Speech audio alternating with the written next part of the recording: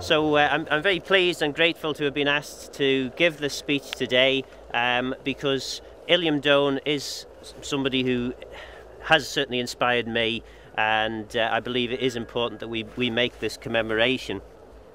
20 years ago, the first time I had the opportunity to address this commemoration in English, I delivered an impassioned, rhetoric-rich speech in which I attacked government for being blinded by fool's gold. This was something I felt very strongly, and I had good reason to believe it at the time. I had had the opportunity to witness first-hand some of the less savoury aspects of the poorly regulated Isle of Man finance industry of the 1980s, and what I saw angered me. I am told that with age comes wisdom, and perhaps, looking back at my angry young man's speech of 20 years ago, I could have qualified some of my rhetorical flourishes and brought balance to the more radical prose. I could indeed have given a less colourful and more measured address. But such moderate words and mainstream language would have been unlikely to stir the hearts of those assembled. We should remember, however, the words of our great Manx hero, Illiam Dhone, whose actions we are here to commemorate. In his final words prior to his execution, Illiam Dhone chose not to attack or undermine the blatantly corrupt establishment and process which led to his untimely and tragic demise. He sought instead to make clear his reasoning for surrendering our nation to the parliamentarian forces which were threatening our very existence. In the 1776 broadside, which purported to represent Illiam Dhone's final words, he said, "From my soul I wish all animosity may, after my death, be quite laid aside, and my death by none be called in question." He also stated how unjust the accusation is that the then rising of the people, in which afterwards I came to be engaged, did not at all, or in the least degree, intend the prejudice or ruin of that family, by which he was referring to the Stanleys, Lords of Man.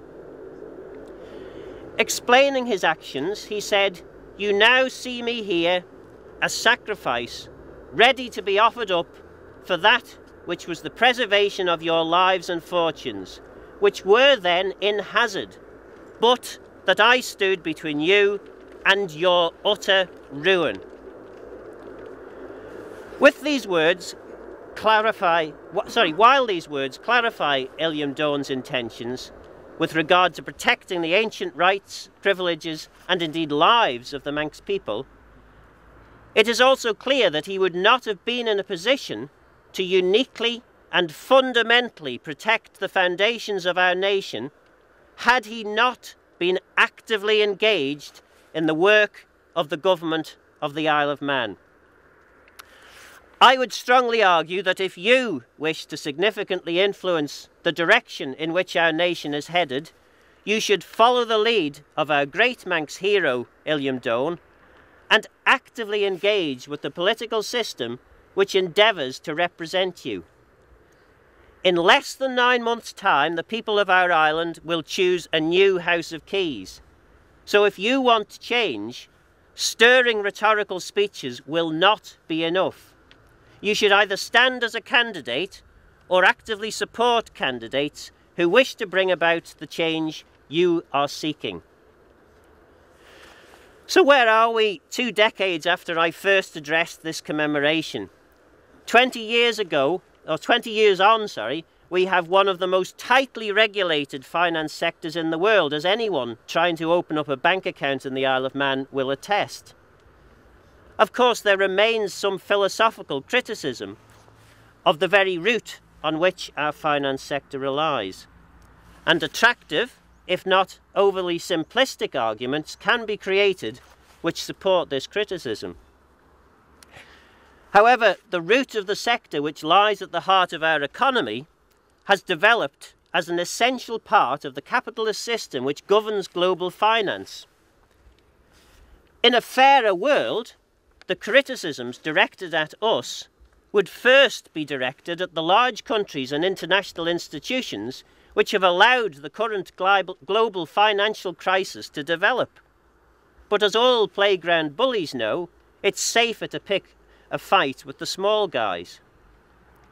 As the Isle of Man, and indeed other small, well-regulated finance centres are discovering, facts and fairness are rarely allowed to interfere with the intentions and economic competitiveness of our larger neighbours.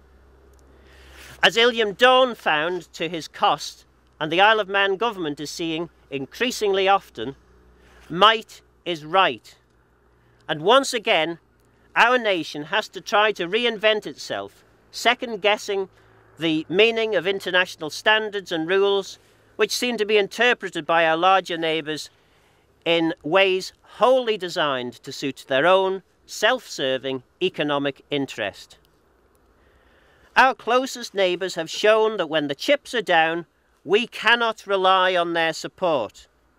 Indeed, it could be reasonably argued that the UK has demonstrated clear ambivalence, if not outright hostility, to our nation, being much more foe than friend in recent times. Now, cutting our ties immediately with our largest trading partner would, of course, be politically naive and economic madness.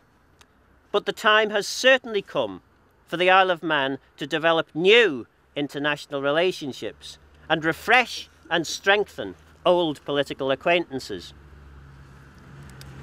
I have never hidden my belief that the Isle of Man will ultimately be better off when it is dependent on no one. And the UK has been doing its best to wean us off any remaining economic advantage our current constitutional relationship provides. The time is coming when constitutional independence for our nation will become a realistic and economically viable prospect.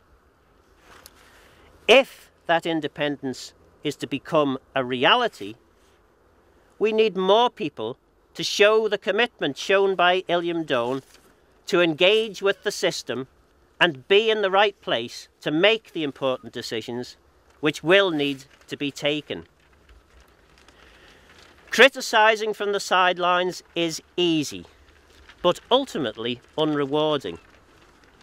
Had Illiam Dhone confined himself to this, we would have been absorbed into the United Kingdom, and we would not be here today to commemorate his life and tragic death. There is a time and place for measured and balanced speeches, and Hango Hill on the 2nd of January is not it.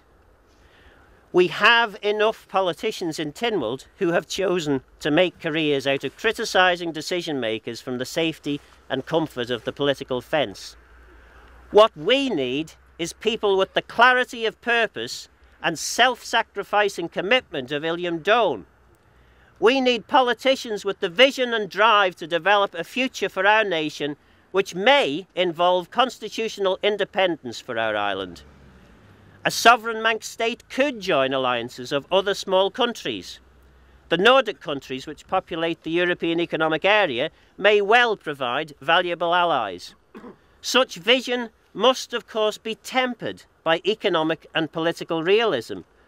But if we are continually pushed further and further away by the UK, we may well see the day when our economic, social and cultural interests are better suited by new constitutional relationships and international alliances.